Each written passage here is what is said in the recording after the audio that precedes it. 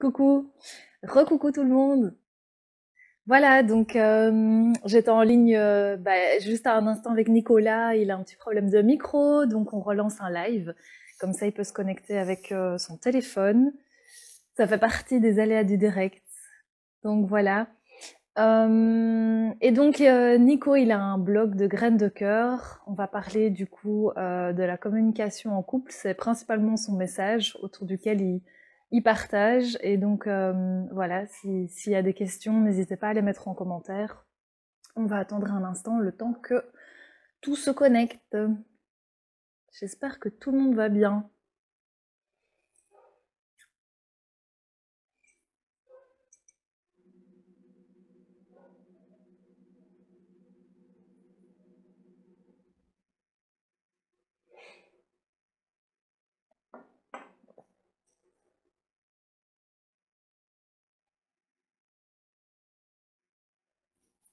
Ah voilà, Nicolas est connecté. Yop.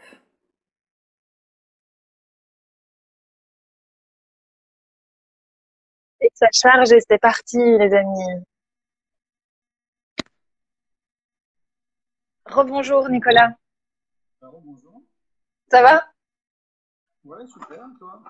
Oui, ça va, ça va. Bon, ben voilà, hein, c'est toujours un peu le temps qu'on se mette en place. C'est que toi, tu m'entends bien là maintenant, ça va? Pas bien, ouais, ouais, nickel. Ok, super. Ben écoute, bienvenue, hein, merci pour ton invitation dans le live. Merci à toi. Nicolas, ben, je t'ai présenté comme que tu as conçu le blog Graines de cœur. Et du coup, je voulais avoir quelques informations sur ce qui t'a, enfin, tu te présentes un peu, mais ce qui t'a poussé, tu vois, à faire ce blog et ce qui t'intéresse vraiment comme message à faire passer derrière ça. Donc moi, en fait, j'y réfléchissais un peu avant le live, en fait, tout simplement. Et je me demandais par où commencer. Je pense que le couple m'a toujours intéressé, depuis que je suis ado, depuis que je suis jeune. Il y a toujours ça. Il y a le côté, après, qui est venu plus tard, il y a une dizaine d'années, qui est venu développement personnel aussi. Où je m'en suis rendu compte que dans plein d'aspects du développement personnel, on peut, avec quelques petits outils, vraiment impacter sa vie. Et la même chose m'est venue avec le couple, en fait. Il y a quelques un état d'esprit à cultiver, certaines croyances à changer, certains outils à avoir autour de la communication, comme c'est le thème d'aujourd'hui, mais la sexualité, plein d'autres choses. Et on peut vraiment transformer sa manière de faire la relation à deux sans vraiment tout changer. Pour certaines personnes, ça veut peut-être dire tout changer, mais disons que c'est la règle de Pareto de 20-80, quoi. Avec 20% des efforts, entre guillemets, 20% de changement, on va avoir 80% de résultats dans sa vie. Et quand j'ai découvert ça pour le développement personnel en général, pour la santé, pour le bien-être et le couple, je me suis dit que j'avais envie de partager ça avec le monde, parce que je me suis rendu compte qu'on faisait mal les relations. Quand je regardais les gens autour de moi, je voyais pas des relations saines. Je voyais des gens qui, après quelques années de relations, avaient tendance à cracher sur leur partenaire plutôt qu'à être amoureux et être heureux d'être en couple. C'était plus une sorte ouais, d'amertume qui s'était installée avec les années, puis on regrette, puis on reste ensemble parce que c'est confortable, on veut pas se séparer, ou on a des enfants, ou ci ou ça. Et je trouvais ça assez triste en fait. Alors que j'ai découvert un univers où la relation à deux est agréable, où la relation à deux est belle, où la relation à deux est joyeuse. Et moi, c'est ce que j'avais envie de cultiver dans mes relations à moi, et c'est ce que j'avais envie de partager avec le reste, enfin avec le monde, entre guillemets, quoi. Euh, Dès que Mhm. je découvre quelque chose qui me passionne, qui marche, autour du bien-être, autour de la santé, autour du développement personnel, c'est des choses que j'ai envie de partager. Et voilà, donc je suis parti sur le coup parce que je pense qu'il ouais, y a beaucoup de travail et, euh, et plein de choses qui sont peut-être pas toujours expliquées de la bonne manière, ou enfin, on fait les choses un peu à l'envers avec le couple. Et il y a plein de conseils qu'on trouve en ligne qui vont dans ce sens-là, en fait. Parce qu'on veut draguer, on veut faire des choses sur le court terme, on veut faire des choses un peu bancales et confortables, plutôt que de vraiment aller dans quelque chose de plus profond et quelque chose qui va faire que ça marche mieux sur le long terme.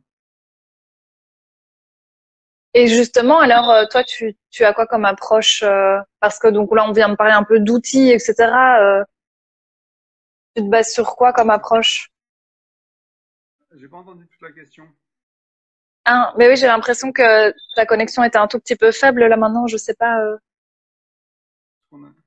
J'avais pris toutes les notes Euh, parce que je me dis, il passerait pas entre midi et deux, il passe entre midi et deux, donc je me suis un peu mis dans la chambre. Mais ouais, c'est pas, mais ça devrait aller. On va du voir. coup, ta connexion est moins bonne dans cette pièce-là. Bah écoute, ça va normalement, mais là c'est pas terrible, ouais. Faut juste Ah, regarder. mais ouais, on a un commentaire qui dit qu'on t'entend pas très bien, en fait. Ouais, si, je suis bien sur le Wi-Fi, donc ça devrait aller. Tu me Eh demandais sur ben, mon approche, mes mentors ou des choses comme ça? alors, oui, ben donc du coup, les outils que tu utilises toi, en fait.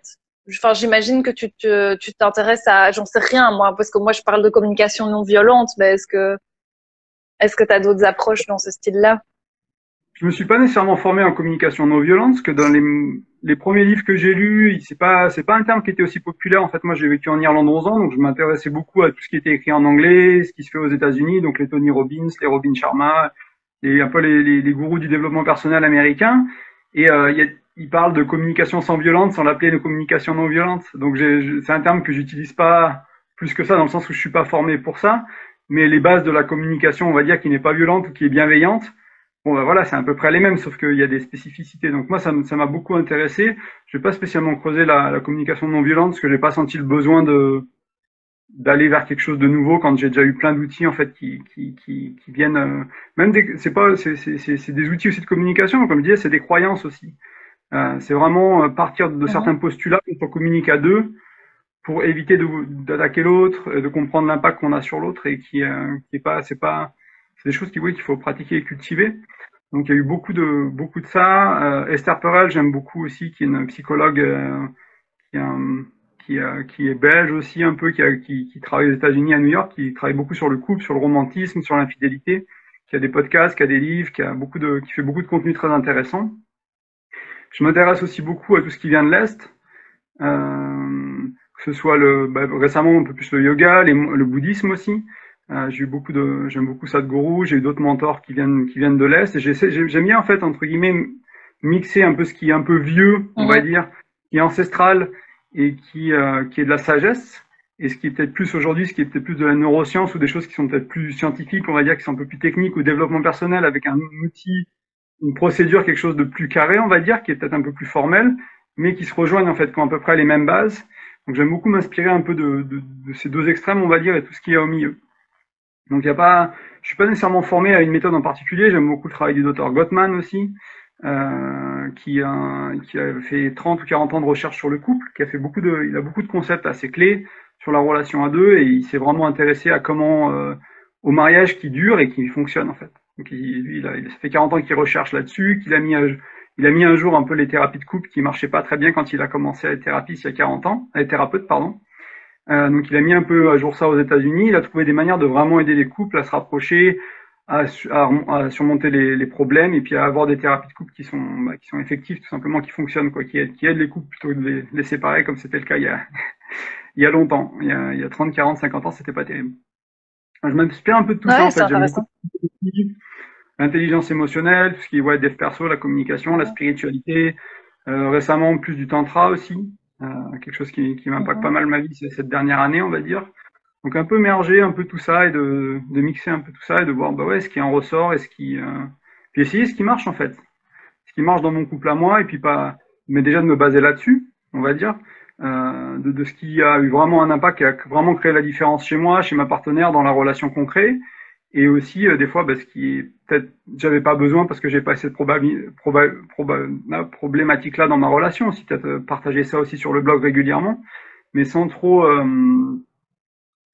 mais je préfère quand même partager et parler de choses que j'ai vécues. Tu vois, par exemple, comme je te disais, je parle pas beaucoup de Mhm. parentalité parce que j'ai pas eu d'enfant. Donc pour les couples qui Mhm. ont des problèmes autour de là, après la relation homme-femme, alors qu'il y a des enfants, c'est autre chose. Mais j'aime vraiment parler des sujets dans lesquels j'ai expérimenté, dans lesquels je me sens plus à l'aise ou sur lesquels qui ont vraiment eu un impact sur ma vie à moi aussi. Mhm. Je sais pas si ça répond à ta question, mais il y a un peu de tout en fait. J'ai pas une Ouais. méthode particulière. J'ai suivi David Laroche en France beaucoup, Roger Lanoy, plein d'autres. Enfin, je pourrais en dire 10 des mentors en dev perso. Il y a beaucoup de vidéos comment il s'appelle? Le mentor de Tony Robbins, j'ai oublié son nom. Un ancien qui est plus en vie, mais voilà, des Américains, ou encore une fois d'autres monks, d'autres personnes, d'autres moines, pardon. Mais c'est top parce qu'en fait, pour cette question-ci, on t'a beaucoup mieux entendu. Donc là, la connexion est bonne.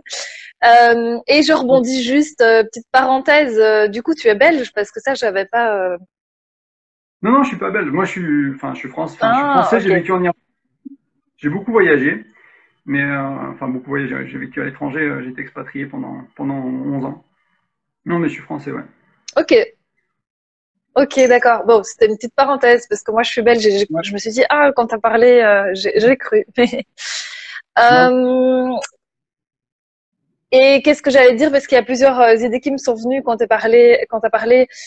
Et pour le moment, ouais, donc t'écris des articles. Je sais pas si t'as déjà une chaîne YouTube en fait, Nicolas. Alors, j'ai pas de chaîne YouTube. J'ai un podcast et le blog principalement. Donc, le podcast, C'est c'est un podcast que t'as. Hmm. ouais, qui se trouve sur Graines de cœur ou En amour. J'ai eu un peu de mal à le référencer comme il faut partout, mais l'idée c'était d'appeler l'émission En amour. Ou Graines de cœur comme le blog sur vraiment toutes les plateformes, quoi, Spotify, iTunes, Deezer, etc. Où j'essaie Ok, vraiment de top. me Ben, c'est vrai que je connais pas ton partout. podcast. Je vais aller écouter ça.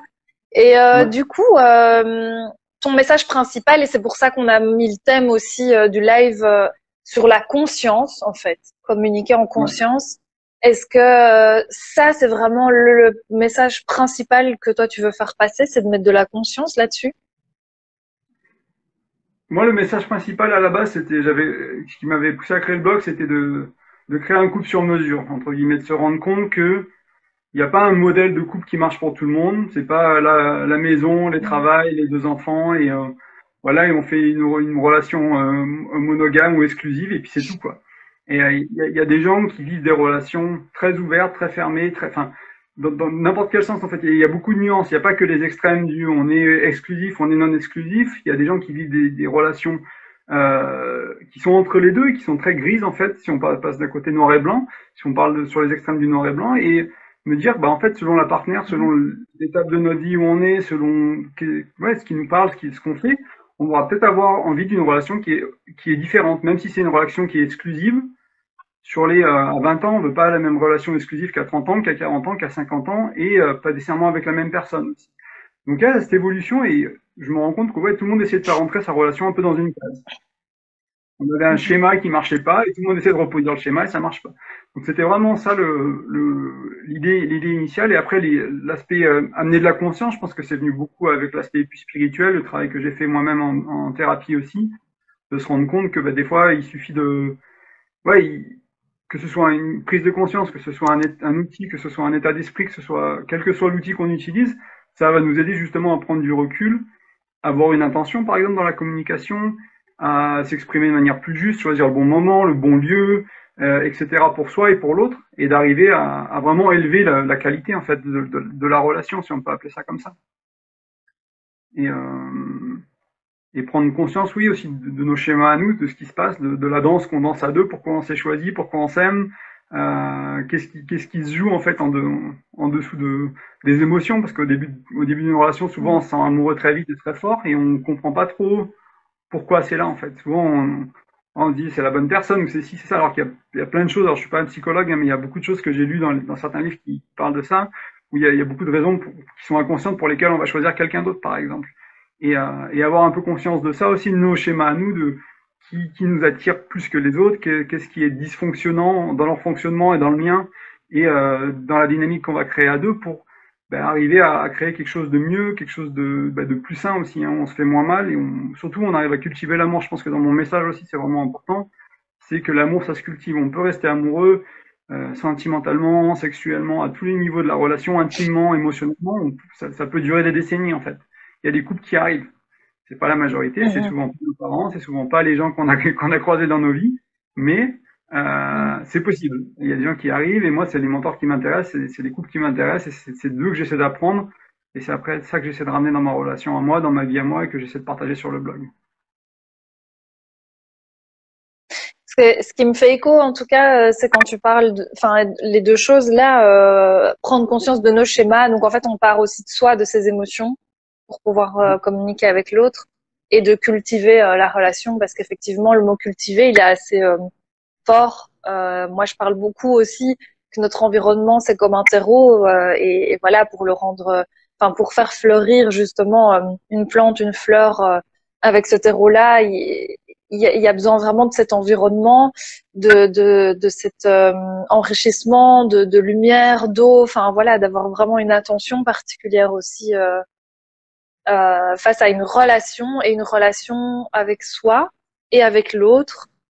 Et du coup, ça se cultive, comme tu dis, quoi. Et oui, et souvent, on sait pas faire en fait. On sait pas faire ce qu'il faut faire pour cultiver. On sait cultiver l'inverse. On sait Mhm. cultiver la déconnexion. On sait cultiver les choses qui vont faire que petit à petit on se sépare. On va cultiver les Mhm. croyances qui vont séparer, qui vont éloigner. Parce que c'est les croyances populaires, c'est ce qu'on nous dit. Bah, les femmes sont comme ça, les hommes sont comme si. Les relations au bout d'un an, c'est normal s'il y a plus, si on n'est plus amoureux, si on fait plus l'amour. Ces choses-là qui sont là parce que bah oui, c'est la relation de base entre guillemets. C'est ce qu'on fait naturellement, c'est ce qu'on nous a appris à faire, c'est ce qu'on mais c'est pas comme, enfin, c'est pas la seule, enfin, c'est pas la seule solution aux relations de couple, tout simplement. Mhm. Il y a d'autres choses qui, donc c'est vraiment le message aussi, ouais, c'est vraiment dire, bah voilà, et puis c'est pas si compliqué en fait. Alors, des fois c'est difficile, mais c'est pas, il y a une différence entre c'est simple et c'est difficile. C'est pas toujours très compliqué, donc ça reste simple à faire, mais bon, après, le mettre en pratique, c'est là où la difficulté vient, selon ses schémas, selon ses croyances, selon son bagage émotionnel, psychique, etc., psychologique, selon ce qu'on a cultivé jusqu'à présent ou ce qu'on a hérité, entre guillemets, de notre environnement. Ben, et donc justement, quand tu parles d'injonction, tu as quelques exemples aussi qui peuvent venir vraiment mettre fin à des couples, des injonctions qui sont tellement ancrées, et si on ne fait pas de travail sur soi, que ça vient quand même, ça peut amener à une séparation. Enfin, ça a coupé un peu, tu peux redire? Ah, je dis donc en parlant d'injonctions de la société, est-ce que Ouais. justement il y a des injonctions très très fortes que tu pourrais donner comme exemple qui amènent plus facilement à une séparation? Ah bah déjà tout ce qui est des croyances, on va dire qui sont négatives vis-à-vis du sexe opposé ou de la relation à deux. Donc enfin voilà, le mariage c'est la corde au cou. Après 2 ans, bah, l'intimité si elle est plus là, enfin c'est normal. La sexualité, pareil avec les enfants, ça efface la sexualité, ça efface l'intimité. Là, il y a beaucoup de croyances qui oui, c'est des moments qui sont difficiles et on va peut-être passer par là, mais c'est pas la seule étape. Enfin c'est pas le on peut en sortir, mais souvent on va renforcer ça. Les croyances autour qu'on parle pas d'argent, par exemple, qu'il faut pas trop en parler, que la sexualité c'est tabou aussi, tout ce qui est autour du secret, tout ce qui est au-dessus de, même des fois je trouve de trop cultiver un jardin secret. Les gens ils utilisent un peu cette excuse pour vraiment rien dire et pas partager et pas ouvrir leur cœur et pas ouvrir leur univers à l'autre. Et ça c'est des croyances qui pour moi sont assez Mm. destructrices de couple sur le long terme parce que même si on reste ensemble, on se sent pas à deux, on se sent pas connecté, on se sent pas proche émotionnellement l'un de l'autre. En fait, il n'y a pas d'intimité émotionnelle. Donc on a beau être ensemble depuis 10 ans, mais ben on peut plus se faire des vraies confidences, on peut plus parler vraiment à cœur ouvert de nos problèmes, de nos rêves, de ce qui va bien, de ce qui va pas dans notre vie. On est, voilà, on marche sur des œufs, on s'évite, on joue des jeux un peu psychologiques pour comprendre. Enfin voilà, il y a pas de spontanéité, il n'y a pas d'authenticité où il y en a beaucoup moins qu'avant en fait. Donc c'est vraiment ces croyances-là qui sont, donc il y en a des tonnes en fait, et c'est un peu ça le problème aussi, c'est que même le rôle de l'homme ou le rôle de la femme dans la relation, hein, c'est selon les éducations des personnes, selon les cultures, c'est encore des Mhm. choses qui peuvent être très limitantes et des gens qui vont pas être épanouis parce qu'ils pensent qu'ils ont un rôle à tenir en tant qu'homme ou qu'elles ont un rôle à tenir en tant que femme et mais c'est pas la personne qu'elles ont envie d'être dans cette relation, mais à cause de ce poids-là, eh ben elles vont ou ils vont jouer un rôle qui leur correspond pas et qui va pas être épanouissant pour personne en fait. Et il y a aussi ce côté moi, qui est important pour moi d'apporter, c'est d'aller plus vers l'être soi-même dans la relation, du plus qu'on peut en fait, et d'essayer de cultiver ça, de s'autoriser à être soi-même et autoriser l'autre à être soi-même et d'arriver à accepter d'être soi-même et d'arriver à accepter l'autre. Des choses qui sont juste ça, ça peut paraître simple, hein, mais si on peut pas le faire dans notre couple, où on va le faire, on peut pas le faire au travail, souvent dans la société dans laquelle on vit, en famille c'est encore plus compliqué, avec les amis des fois c'est plus compliqué, donc moi ça me paraît d'être l'endroit le plus propice pour être soi-même, c'est le couple. Mhm. Mhm. Pour commencer du moins, puis après éventuellement le cultiver à l'extérieur, et puis au fil des années arriver à cultiver ça avec ses proches, avec sa famille, et puis éventuellement trouver une manière de le vivre professionnellement aussi, mais disons que c'est plus compliqué souvent. Et du coup, tu penses quoi de enfin, est-ce que c'est une croyance ou la phrase qui dit que il faut d'abord s'aimer soi-même pour pouvoir justement enfin, donner de l'espace à l'autre et que l'autre puisse nous aimer aussi Bah, c'est une et bonne qu'on question puisse parce qu'il y aimer. a de la, ouais, il y a une vérité qui est là, c'est-à-dire qu'on est rarement capable de donner ce qu'on n'a pas. Donc les gens, enfin moi d'une manière, même moi hein, dans mon cheminement personnel, c'est plus j'arrive à m'aimer moi-même, plus j'arrive à aimer l'autre pour qui elle est et pas pour dire je t'aime pour recevoir de l'amour. C'est pas des fois ça peut être de la manipulation entre guillemets. Je dis je t'aime pour recevoir un je t'aime parce que j'arrive pas à me le dire moi-même. Même aujourd'hui, des Mhm. fois je le sens, plus j'ai envie d'exprimer l'amour vers les autres ou vers ma chérie, plus en fait c'est un je t'aime que j'ai besoin de me dire en fait à mon enfant intérieur, à moi-même. Donc il y a ce côté aussi de oui, on peut pas donner ce qu'on cultive pas, donc il y a une vérité. Après, ce qui est lié à cette croyance souvent, c'est il faut arriver à s'aimer avant de se mettre en couple, par exemple. Enfin, faut Comme si faire c'était acquis. Ouais. ouais, il faut arriver à un certain niveau personnel avant d'être à deux. Et en fait, c'est souvent quelque chose qui est, moi, je trouve pas vraiment vrai, parce que être à deux et tout seul, c'est pas du tout pareil. Moi, je suis pas du tout pareil quand je suis tout seul et quand je suis à deux. Je vis pas ma vie de la même manière. Et j'apprends pas à être en couple tout seul, en fait. Alors, je peux travailler sur certaines choses quand je suis dans les périodes où j'étais célibataire, ça m'a fait avancer sur certaines choses. Mais si j'avais attendu d'être droit dans mes bottes, émotionnellement, pas être dans la dépendance affective quand j'étais tout seul, ça se trouve, je me serais pas remis en couple pendant des décennies, j'aurais pu appris à être à deux, je serais peut-être pu être capable de vivre à deux. Donc c'est un peu la deuxième croyance qui va avec. Mais oui, c'est important de faire un travail pour déjà s'accepter aussi. Je me rends compte moi beaucoup que quand je juge l'autre, que ce soit ma chérie ou quelqu'un d'autre hein, dans la rue, c'est une partie de moi que je rejette toujours. Donc plus j'ai Mhm. appris à écouter les parties de moi je me juge sur mon corps, moi je veux juger les autres sur leur corps par exemple. Pendant longtemps, je me jugeais très difficilement avec mon corps et du coup j'avais une image du corps que devait avoir ma chérie ou que devaient avoir les gens. Quand j'ai croisé, je dis bah, ce corps il est pas parfait, il est si, mais parce que le mien il l'était pas aussi. Et je me jugeais très difficilement pour ça. Donc quand j'ai appris à m'aimer, on va dire un point de vue un point de vue physique, ce qui est peut-être des fois le pas le plus simple, mais le plus simple à voir, on va dire. Ça m'a permis d'être plus tolérant et de plus aimant vers les autres et de plus acceptant. Donc ça, je te rejoins là-dessus et je pense qu'il y a beaucoup de vrai dans cette croyance, avec le côté avec la petite note du faut pas attendre de s'aimer complètement avant d'essayer d'être à deux. En fait, ça peut être un très bon moyen de grandir et de grandir rapidement. La relation à deux, c'est un très beau miroir d'être en couple si on prend le temps de le voir de la sorte et du coup de grandir grâce à ce miroir en fait. Ce qu'on va voir là où on a besoin de bosser en fait. C'est comme les enfants, c'est notre partenaire. Je pense qu'après les enfants, c'est la deuxième personne qui est la plus ou le plus capable d'appuyer sur nos boutons en fait. C'est notre chérie, c'est la personne avec qui on vit, avec qui on est vulnérable, qui nous connaît. Peut-être nos parents, mais on vit plus avec, donc ils le font pas. Mais pour les gens qui vont le faire, ça va être nos enfants, ça va être nos partenaires. Et du coup, c'est ce miroir-là qui est très beau aussi pour grandir et pour l'utiliser pour justement travailler sur ce qui est là pour nous. Ouais, clairement. Il y a eu quelques petites coupures, mais on comprend ton message. Euh, Donc, on comprend ton message quand même. Et j'aime vraiment bien ce que tu dis par rapport bon à l'effet miroir, même si c'est un mot entre guillemets, enfin un peu connu aussi dans le développement personnel et tout, mais effectivement pour dire tiens, si moi je suis en train de juger quelqu'un, effectivement, est-ce que je rejette pas une part de moi ça me fait beaucoup écho hein, dans ce que tu dis. Euh, et qu'est-ce que j'allais dire? Parce qu'en fait, moi, je t'écoute. Enfin, j'aime bien, j'ai des idées en tête et tout. Et puis, je me dis, mais qu'est-ce que je vais poser comme question? Je sais pas s'il y a quelqu'un qui regarde et qui a déjà une question, mais c'est vrai qu'on peut partir un peu plus sur le côté des parts de soi. Donc, effectivement, quand on vit des choses, on a des parts de soi qui émergent. Et donc, quand on est en couple, on peut avoir d'autres parts qui émergent. Puis, quand on a des enfants, on peut voir d'autres choses. Donc, le principe, c'est prendre conscience en fait de ce qui se passe en nous avant tout.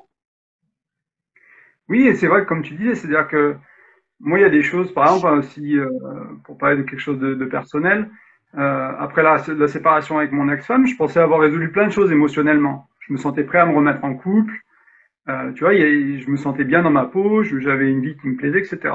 Puis après, tu te remets en couple à deux. Et là, tu es confronté à des choses qui te ramènent émotionnellement où tu étais, soit dans tes blessures qui sont guéries. Enfin, c'est pas la même chose, en fait, d'être tout seul, d'être bien tout Mmh. seul émotionnellement, de comprendre ces schémas et de ce que va nous renvoyer la relation. La relation, enfin, l'intimité, la conversation, le revivre à deux. Enfin, Et il y a plein de choses qui peuvent être guéries, entre guillemets, qu'à deux. Parce qu'elles Mhm. sont pas là, comme tu dis, ces boutons-là, ils sont pas, on n'appuie pas sur ces boutons-là quand on est tout seul. On n'a pas les amis qui vont appuyer dessus. Et il y a ce côté, donc, du coup, ça va nous faire ressortir des choses d'être à deux ou d'avoir des enfants ou d'être dans certaines relations professionnelles ou dans certains contextes professionnels qui va faire qu'on va grandir sur, encore une fois, là, on a besoin. Euh, et c'est ça qui est intéressant, je trouve, dans le couple à deux, quand on prend conscience de ça, qu'on se rend compte de, bah voilà, c'est le schéma. Quand je suis seul, j'arrive à avoir mon autonomie, j'arrive à avoir ma routine du matin, j'arrive à équilibrer ma vie. Dès que je suis à deux, entre guillemets, c'est le bordel parce que je sais plus. Je suis trop dans la dépendance affective, du coup je m'oublie. Je suis trop dans l'indépendance, du coup je néglige la relation parce que j'ai peur de me faire mal, parce que j'ai peur de perdre mon indépendance, j'ai peur de perdre ma routine et retrouver ces équilibres à deux tout en créant quelque chose qu'on a envie de créer. Parce que l'un des challenges aussi, c'est que souvent on n'est pas conscient de ce qu'on veut créer dans la relation. On se met à deux, on se dit bah voilà, la vie, c'est bien en couple. On peut regarder la télé ensemble, on peut faire des câlins, on peut faire des trucs. Voilà, il y a un côté, des fois, on aime bien être en couple, mais on ne sait pas vraiment pourquoi on veut l'être. En fait, qu'est-ce qu'on vient chercher dans la relation à deux? Qu'est-ce qu'on veut créer avec la personne avec qui on est? Parce que moi, mon expérience à moi, c'est aussi souvent, on n'a pas toujours les mêmes projets selon la relation qu'on a. Il y a des personnes avec qui on va avoir des projets un peu différents. Alors, on peut avoir des rêves, on peut avoir des envies qui vont nous Mhm. amener dans une direction, mais selon la personne qu'on rencontre, des fois, on va avoir des projets différents, on va avoir des envies différentes. Parce qu'on n'a pas les mêmes synergies, on n'a pas la même énergie, on n'est pas au même stade de nos vies aussi, on a avancé. Mhm. Donc ouais, il y a beaucoup ça, il y a beaucoup ce côté de ouais, utiliser. Et moi, quelque chose qui me paraît important aussi de dire, c'est que souvent, quand il y a des difficultés, on fuit la relation. Alors je dis pas qu'il faut pas fuir de relation, il y a, comme tu avais fait un podcast d'ailleurs sur pourquoi rester dans des relations toxiques. Et ce côté quelque chose qui peut être controversé sur certains aspects, en fait, des fois on se dit, bah, relation toxique, faut fuir. Mais aussi, moi, j'ai beaucoup grandi dans des relations toxiques et c'est vrai que ça me parle. Mais par contre, j'ai toujours fait gaffe de pas me blesser au point où ça allait vraiment m'abîmer entre guillemets émotionnellement, psychologiquement. Mhm. Et j'avais le soutien que j'avais besoin, une période qui était difficile avec avec une thérapeute ou du coaching, etc. Donc je prenais soin de moi, mais je restais dans cette relation parce qu'il y avait plein de choses qui me plaisaient. Il y avait quelques aspects qui étaient légèrement toxiques et voilà. Ça permet de grandir aussi énormément. Mais il y a ce côté, j'ai un peu perdu mon fil avec la parenthèse sur le côté toxique. Euh, ouais, c'est pas grave. Ouais, du coup, je sais pas, du coup, je sais pas trop. Enfin, allez, ce que tu as dit juste avant. Tu parlais un petit peu oui, des difficultés et un petit peu le conflit. Et donc, si t'as peur, tu peux facilement partir Oui, c'est et ça. fuir. Voilà. Ouais. C'est ça. Et ce qu'on voit dans la relation dans laquelle on est, souvent, ça reviendra pas dans la relation d'après. Il y a aussi ce côté, moi, je trouve, qui est important. Des fois, c'est de se dire, bon, ben, que ce soit la bonne personne ou pas, à la limite, on s'en fout. Entre guillemets, c'est pas la bonne question. La bonne question, c'est, OK, comment je peux améliorer ma relation tout de suite aujourd'hui, sans me dire que peut-être ce sera mieux avec la prochaine demain et j'en sais rien. Se dire, bon, ben voilà, aujourd'hui, qu'est-ce que je peux faire dans ma relation? Et ce que je vais régler, entre guillemets, en moi, ma part des choses dans cette relation-là, bah, c'est une casserole que je n'embrasserai pas dans la relation d'après. Ou c'est une casserole qui sera pas aussi lourde, ou pas aussi pleine, ou pas aussi grosse, et qui sera plus facile à régler, et peut-être même qui sera pas du tout là dans la relation d'après, parce que avec la dynamique de l'autre personne, il y aura simplement plus la place à ça, il y aura plus de maturité, plus d'accueil, plus de bienveillance, quelque chose de différent, ou même d'une autre qualité sans être plus, qui fera que ce sera plus un problème en fait. Alors que si j'avais pas réglé ça avant dans la relation où j'étais, bah, peut-être que ça aurait fait foirer la relation d'après, donc autant le régler tout de suite. Moi, je suis un peu du partant faut profiter de ce qu'on a aujourd'hui pour avancer, quoi. Ouais, mais là, j'entends, quand tu dis ça, moi, j'entends prise de conscience aussi. Comme si Oui, tu as déjà un peu de recul. Et c'est vrai que, on va dire en généralité, on n'a pas cette prise de recul sur le moment même. Moi, je mets juste un point d'attention par rapport à mathématiques, du coup, de juste faire attention aux limites. Parce que faire tout ça en conscience, c'est vrai que c'est un travail sur soi et donc on vient poser nos limites aussi. Et donc, ouais, moi je mettrais juste tu vois, cette petite nuance, ce petit point d'attention, quoi, parce que effectivement, comme tu disais, bon, j'ai pu être peut-être dans de la dépendance affective avant, et ouais. peut-être faire attention jusqu'où, tu vois, ça peut aller et quelle est notre limite. Et effectivement, de toute façon, on expérimente, on expérimente. Il y a personne qui va pouvoir nous sauver du truc, hein. Donc voilà, C'est c'est super important. soi-même. Et puis Mhm. moi, mon expérience à moi personnelle aussi, c'est plus la relation, on va dire, elle a des aspects qui sont toxiques, plus ça va être important en fait. Dès qu'il y a, Mhm. tu peux avoir quelqu'un qui est bienveillant, qui est amoureux, etc., mais qui a encore des problèmes avec la colère, qui a encore des problèmes d'anxiété, qui a encore des problèmes de dépendance affective, etc., et qui dans des moments de crise va devenir quelqu'un qui peut ressembler à ce qui est considéré toxique en psychologie aujourd'hui dans le cadre des relations. Mais donc c'est là où ça va être important de mettre des limites en fait. Dans ces moments-là, de crise entre guillemets, alors que 90% de la relation se passe très bien par exemple, mais il y a ces moments de crise, il y a ces moments d'anxiété, il y a ces moments de colère, d'énervement, et c'est là où, comme tu dis, les limites. Alors, on pourrait étendre ça aux limites aussi aux besoins entre guillemets et dire bon bah Mhm. donc moi je pense que pendant les crises c'est essentiel et moi c'est un travail que j'ai dû apprendre à faire parce que je me faisais marcher sur les pieds complètement par une ex dès qu'elle devenait colérique, c'est quelqu'un qui allait dans la colère et je me faisais tout petit et je me faisais. Et puis en fait, on s'est rendu compte que plus la limite était mise tôt, plus c'était agréable pour elle, parce qu'elle n'avait pas la montée de colère, elle n'avait pas l'énervement, donc du coup, derrière, elle n'avait pas de culpabilité de ce qu'elle a dit, de ce qu'elle a fait, et on revenait tout de suite en amour, entre guillemets, on revenait vachement plus tôt dans la complicité. Donc mettre la limite, quelque chose qui fait peur pour quelqu'un qui n'ose pas les mettre, comme c'était mon cas avant, ça m'a permis de me rendre compte que, en fait, ça permet de maintenir l'harmonie, entre guillemets, mais d'une bonne manière, parce que c'est aussi derrière, on va en discuter, on va en prendre conscience de ce qui s'est passé, de l'accumulation de frustration qu'il y a eu depuis 15 jours, 6 mois, quoi que ce soit, de comprendre ce qu'il faut changer et, euh, et de résoudre ce souci-là, entre guillemets, mais aussi, comme tu disais, pour les limites, parler des besoins, des choses qui sont peut-être plus petites, c'est peut-être avoir besoin d'une heure le matin pour faire sa routine, d'avoir du temps pour être avec ses potes, pour faire un truc qui nous plaît, pour écrire un article de blog. Et il y a beaucoup de gens qui ont du mal avec ça, de peur de blesser l'autre, de peur de rejeter l'autre. Et là aussi, c'est des limites qui sont liées entre guillemets à nos besoins, en disant, ben voilà, là, j'ai besoin de mon espace. J'ai besoin de. Et ça, c'est là où la communication, je pense, elle est importante aussi, parce qu'il y a des manières de poser ses limites, de demander ses besoins, qui font pas mal à l'autre ou qui ont moins de chances que l'autre se sent rejeté. Quand on comprend un peu les blessures de l'autre, les schémas de l'autre, il y a des manières d'exprimer nos besoins, nos limites, d'une manière qui est beaucoup plus douce et qui a beaucoup moins de chances de déclencher des insécurités chez l'autre, qui a beaucoup moins de chances de déclencher des colères ou de la jalousie ou des choses comme ça. Et on peut être très maladroit. Ouais, et je suis en train de me dire, ben, je suis d'accord avec toi, parce que c'est ce que j'aurais tendance à dire aussi. Moi, de ce que j'entends, c'est ne pas exprimer ses besoins peut plus vite amener à une crise. Et ce qu'on entend Ouais. par crise, c'est un conflit, enfin voilà, des émotions qui sont pas enfin ou alors qui explosent un petit peu, quoi, qui sont pas exprimées à la base par leurs besoins. Et euh, et en même temps, c'est tellement difficile, tu vois. Ouais, dis-moi. Non, je vais rebondir là-dessus, parce qu'il y a deux idées qui me paraissent super essentielles sur les crises. Ouais. On se dispute jamais pour la chose pour laquelle on pense qu'on se dispute. Donc, c'est-à-dire que si on se prend la tête pour ce qui est là, pour la raison pour laquelle on se prend la tête, c'est souvent pas la vraie raison pour laquelle on se prend la tête. Il y a Mhm. une question de pouvoir, de contrôle. Il y a quelque chose en dessous, en fait. Il faut descendre souvent plusieurs couches pour vraiment comprendre pourquoi on s'engueule.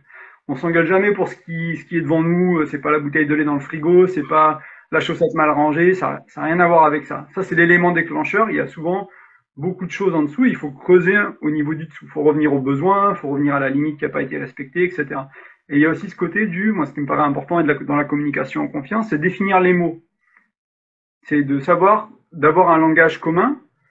Et ça, pour plein de gens, ça paraît inconcevable. C'est-à-dire qu'ils se prennent la tête pendant des jours sur un tout petit truc. Ils parlent de la même chose avec des mots différents, ou ils parlent pas de la même chose avec les mêmes mots. C'est l'un ou l'autre en général. Et on peut se prendre la tête énormément quand on se rend pas compte qu'en fait, c'est juste un problème on n'a pas pris le temps d'expliquer de quoi on parle. Et c'est là où la communication elle est importante, de se dire, bah voilà, c'est d'entendre ce que l'autre veut dire, éventuellement de le répéter avec nos mots à nous, avec leurs mots à eux, jusqu'à ce qu'on ait le sentiment bah, si je te dis tu me manques par exemple, qu'est-ce que ça veut dire? Qu'est-ce qu'un tu me manques veut dire Mhm. quand on se parle au téléphone? Est-ce que ça veut dire tu m'as pas envoyé assez de messages, tu m'as oublié, tu m'as abandonné, c'est pas ok? Ou est-ce que ça veut dire juste j'ai un sentiment d'amour que j'ai envie de partager avec toi, je vais l'exprimer comme ça? Il y Mhm. a plein de petites choses comme ça qui veulent pas du tout dire la même chose selon le moment ou selon la personne.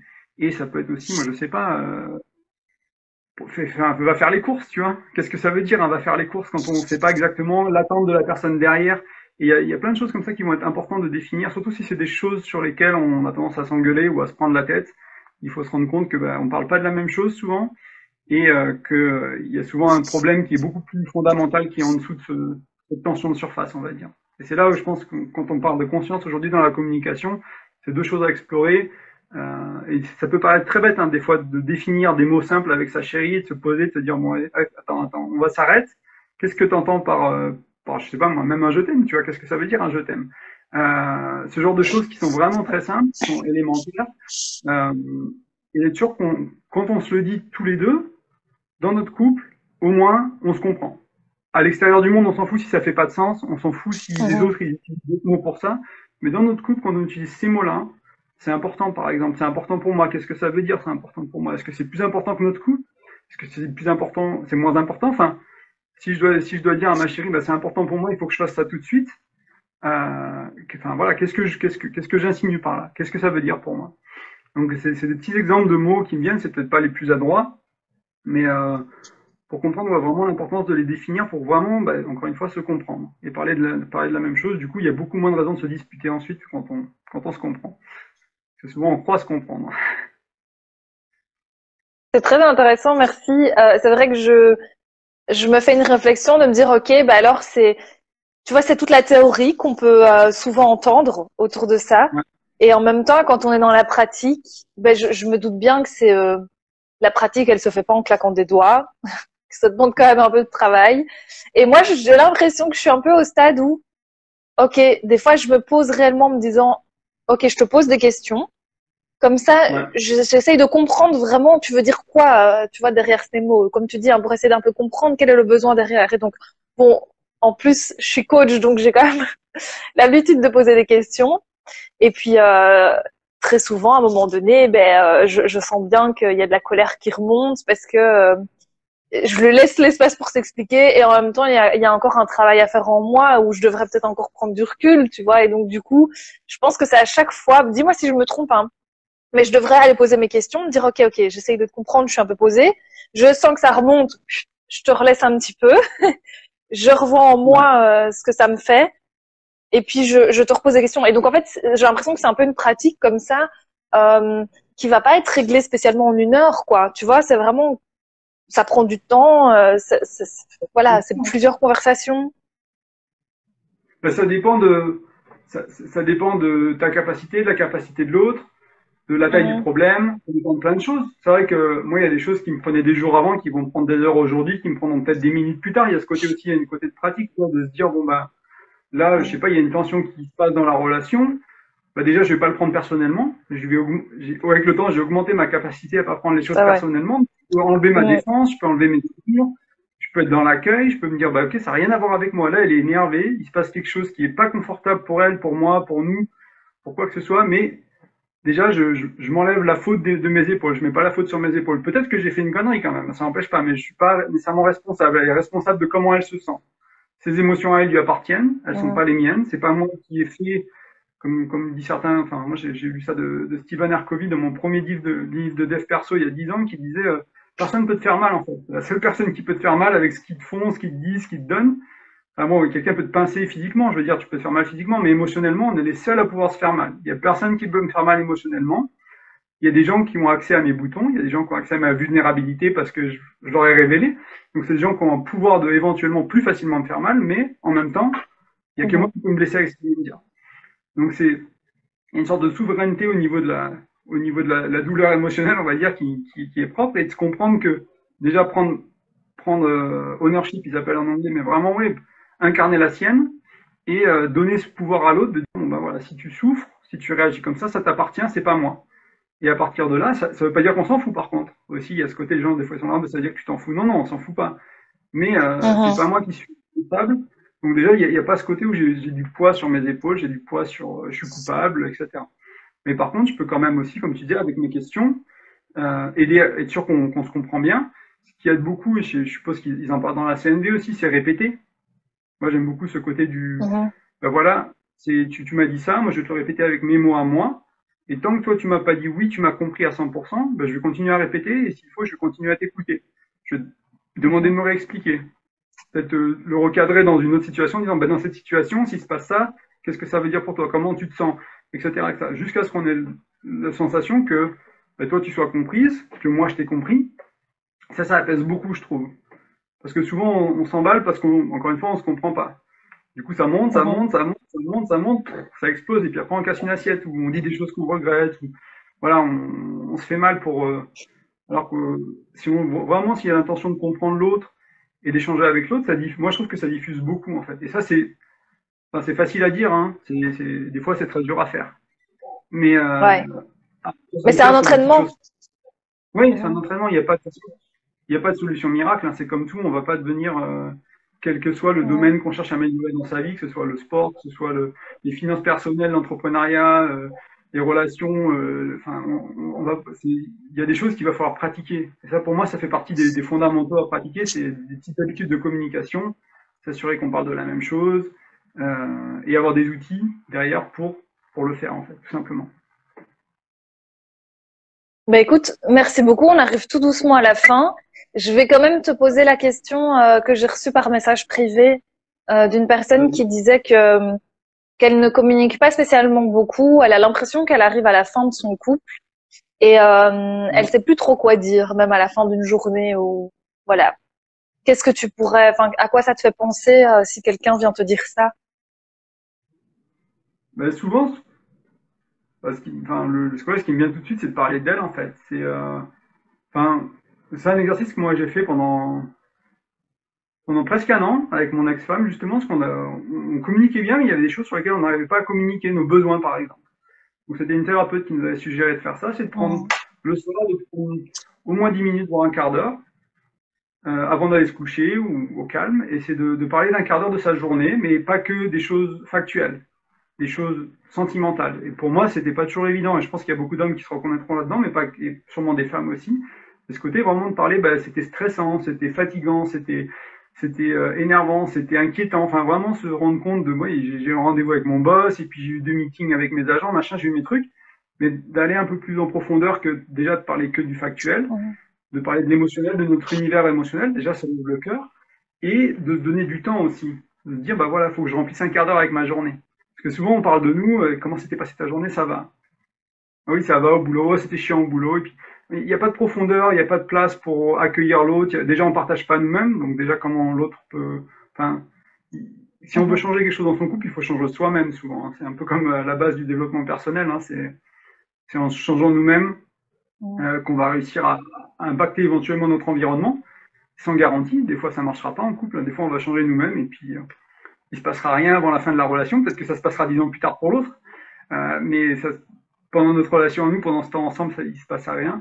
Donc c'est ce côté, c'est commencer par soi, parler de soi, trouver des choses à dire, parce que des fois, c'est pas qu'on n'a rien à dire, c'est qu'on veut pas trop regarder ce qu'il y a à dire en fait. On veut pas aller, c'est des endroits où on veut pas aller. Moi, ce sera une des premières choses que je vais essayer de mettre en place, c'est un moment d'échange, et peut-être avec quelques règles, en disant, ben voilà, quand je parle, l'autre, il se tait. Et pendant 10 minutes, il n'y a que moi qui parle, l'autre Mhm. il se tait, et après 10 minutes, l'autre répète. Alors, il ne va pas répéter les 10 mêmes minutes, mais il va dire, bah, tu m'as parlé du boulot, tu m'as parlé du stress avec ton manager, tu m'as parlé de ci, tu m'as parlé de ça, jusqu'à ce qu'on ait un sentiment, au bout d'un quart d'heure, 20 minutes, une demi-heure, que la journée de l'autre a été intégrée, été comprise, été partagée, et après on inverse les rôles. Et si elle n'arrive pas à parler, ça va peut-être lui faire du bien. Si son chéri, bah, si c'est on va dire si c'est un gars normal, pour beaucoup de mecs, on a du mal à parler de nos émotions. Et du coup, ça va être aussi un travail intéressant pour lui, parce que d'abord, il va devoir accueillir peut-être, et puis après, il va devoir partager, ou l'inverse le lendemain, inverser les rôles. Moi, c'est un exercice qui m'avait fait beaucoup de bien, et qui du coup, aujourd'hui, me permet aussi, comme je l'ai pratiqué pendant un an, me permet aussi de faire ça naturellement beaucoup plus facilement. J'ai pas besoin de me mettre dans le mode exercice pour partager un peu plus de ma journée, de partager un peu plus ce qui s'est passé avec ma partenaire, et ce genre de choses. C'est des choses qui, c'est comme si j'avais travaillé un muscle en fait. Et comme j'ai travaillé ce muscle, bah, maintenant j'ai Ouais. accès aux capacités en quelque sorte. Donc ça peut être une bonne manière. Après, les déconnexions en fin de couple, c'est pas aussi simple que ça.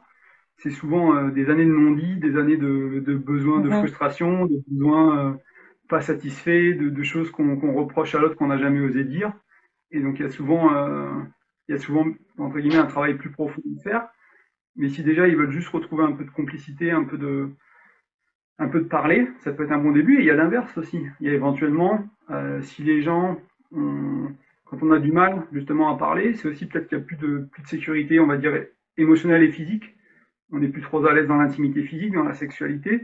Et faire des exercices de massage, des exercices de toucher, qui sont pas sexuels, on va dire en soi, ça peut être juste et sans être du massage, mais vraiment juste du toucher, quoi. Du toucher bienveillant, pareil, pendant 10 minutes, un quart d'heure, s'allonger et demander à l'autre ce qu'on veut. Par exemple, la personne qui se fait toucher demande à l'autre ce qu'elle veut recevoir, comment elle veut être touchée, à quel endroit, quelle pression.